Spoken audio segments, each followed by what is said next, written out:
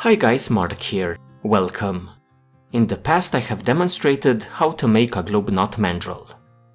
You can then use that mandrel in order to tie various globe knots. The world of globe knots is super vast. You can probably spend a lifetime just exploring globe knots.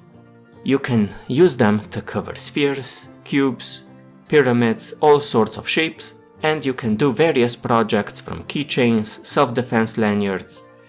You really have a lot of options. I've decided to offer globe knot mandrels in my webshop, so I wanted to show you a way that I figured out, which I use in order to make my globe knot mandrels. The goal was to, on one side, speed up the process, but on the other, create more accurate globe knot mandrels when possible. The result is me combining two things that I really like to do. One is knot tying and the other is CNC. So I'm going to show you how I machine my mandrels, which provides accurate, repeatable results. Now the star of the show is a dividing head. Just a dividing head and a drill press would be all that you need to make a nice globe knot mandrel.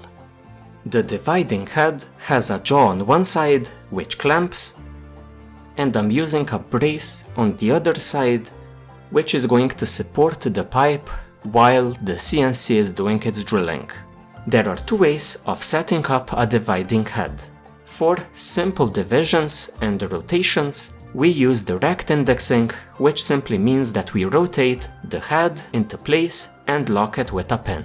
These simple divisions for this dividing head, which has a gear ratio of 40:1, are numbers which can divide number 40. So 2, 4, 5, 8, and so on. For more advanced and complicated indexing, we use these dividing plates and a crank. This is called indirect indexing. My making process starts by gathering up a bunch of thick-walled PVC pipes. I cut them to length. I then clamp one into the dividing head.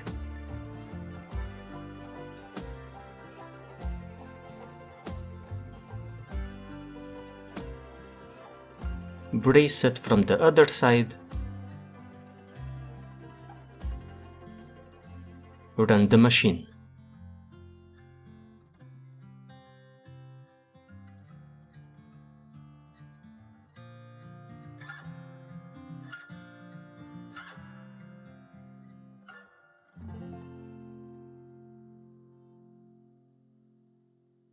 I then rotate my dividing head 90 degrees, so a quarter of a circle.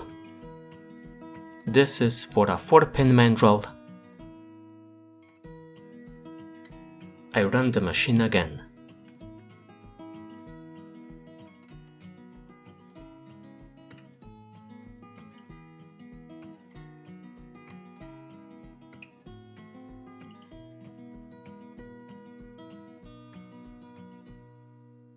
Then rotate another 90 degrees to 180, so another quarter of a circle. Run the machine again.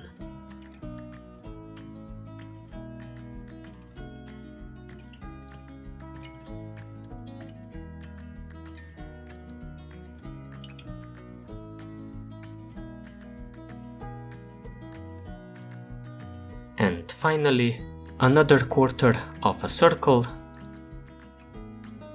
to 270 degrees.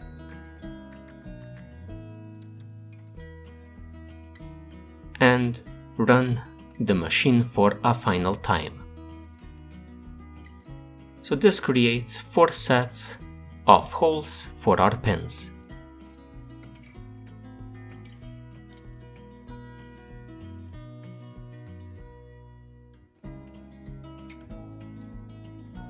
Some sanding is in order.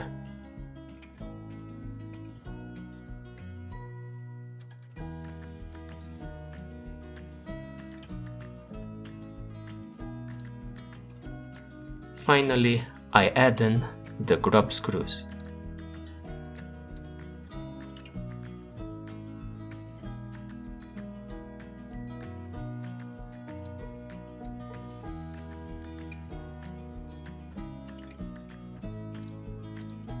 I add in a hex wrench with my mandrels so that the grub screws can be raised or lowered. So guys, this was a super quick look at a more tech-heavy way of making globe knot mandrels. It's still not the most that you could complicate this process, but using a CNC machine definitely speeds up and makes the process more accurate. With that said, thank you for joining me in my video, and I hope to see you in my future ones as well. Have a great day.